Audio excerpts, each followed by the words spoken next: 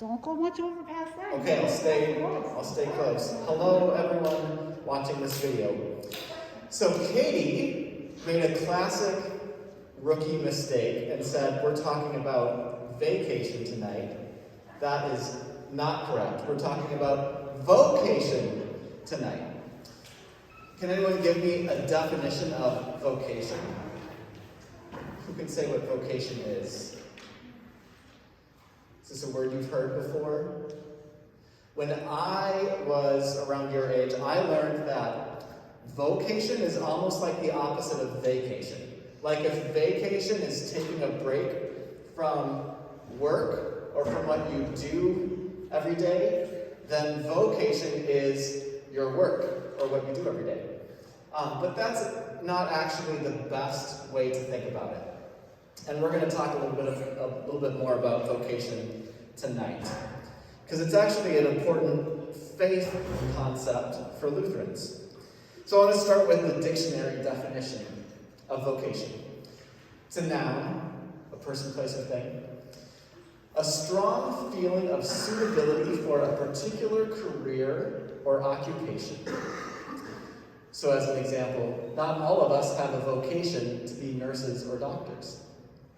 A second definition is a person's employment or main occupation, especially regarded as particularly worthy and requiring great dedication, like her vocation as a poet. So vocation is sort of like, what's the thing that you feel deeply in your guts? That is the thing that you are meant to do with your life. It's a little bit more than just like, what's your job? It's more like, what's your calling? Have you ever heard that word used that way before? Like, what's your calling? What is it that you think God is calling you to do? What is it that you feel most passionately about that you think you are being called to do with your life? So back in the Middle Ages, when people talked about vocations, they pretty much thought only about religious vocations, like being a pastor or a priest or being a monk or a nun or doing something that served the church somehow. Those were kind of the only recognized vocations that were important. Everything else was sort of second class and secondary and not really as important. Obviously the most important thing you could do with your life is be a pastor. And everything else didn't really matter that much, at least in the eyes of the church. So then Martin Luther came along and he read from 1 Corinthians 12, this passage. It's a little bit long, but it goes like this. Now there are varieties of gifts, but the same Spirit, and there are varieties of services, but the same Lord, and there are varieties of activities, but it is the same God who activates all of them in everyone. To each is given the manifestation of the Spirit for the common good. To one is given through the Spirit the utterance of wisdom, and to another the utterance of knowledge according to the same Spirit, to another faith by the same Spirit, to another gifts of healing by the one Spirit, to another the working of miracles, to another prophecy, to another discernment of spirits, to another various kinds of tongues, to another the interpretation of tongues. All these are activated by one and the same Spirit, who allots to each one individually just as the Spirit chooses. For just as the body is one and has many members, and all the members of the body, though many, are one body, so it is with Christ. So Luther read that passage from 1 Corinthians, and he said, that 1 Corinthians was written by the Apostle Paul. Martin Luther says, Paul says in 1 Corinthians 12 that we are all one body, yet every member has its own work by which it serves the others. That means there is no difference between lay people and priests, politicians and bishops, between religious and secular or non-religious. But they do not all have the same work to do. So Luther was living in a time where church vocations were sort of like the most important thing you could do with your life. And Luther says, no. The Spirit gives everyone gifts. The Spirit gives everyone talents and interests and passions. And all of those things are given by God so that you can do some kind of good in the world to serve other people and to serve God.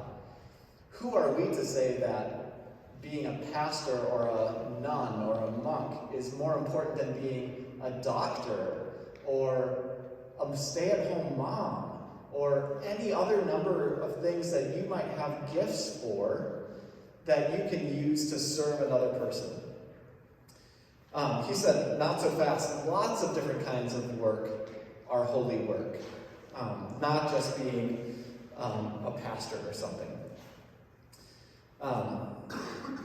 So he said, if you are a student, mind your studies.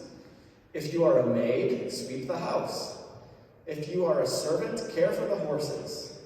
A monk may live a harder life, wear poorer clothes, but he will never be truly able to say that he serves God in this manner. But they who serve society, the state, and the churches can say it. So in other words, Luther was saying, it's not enough just to become a monk and live in poverty in a monastery somewhere and think that you're doing holy work. Holy work is when you take the gifts God has given you and then you put those gifts to use to serve other people. So like he said, if you're a student, your vocation is to be a good student, to mind your studies. Whatever it is that you have gifts for, that you're doing with your life, your vocation is to do that thing in such a way that it serves the world. So I want to give you a bunch of different ways of thinking about vocation, because what we want for you all tonight in your conversations is to be thinking about what gifts has God given you, and what passions do you have, and how might God be using what you love and what you're really good at to somehow make a difference in the world. Okay, so vocation is serving God by doing what you love to do and doing it well for the sake of the world.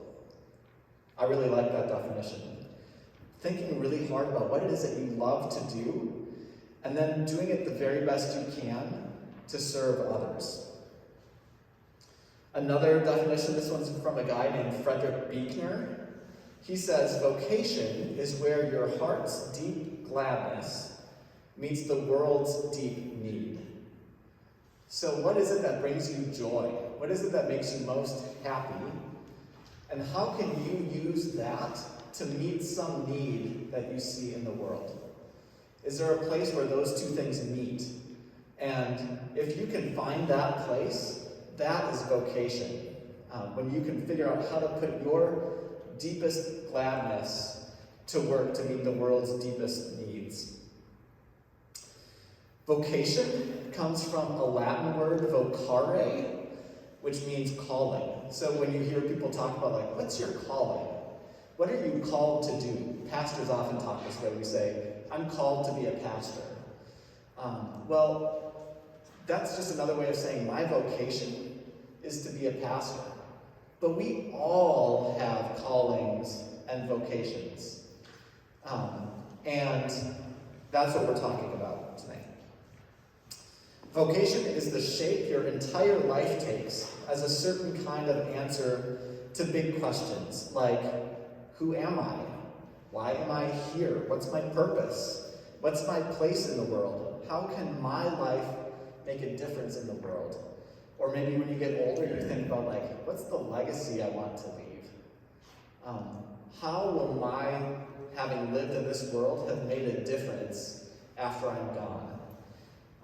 Those are kind of the big questions, and vocation helps you think about answers to those questions.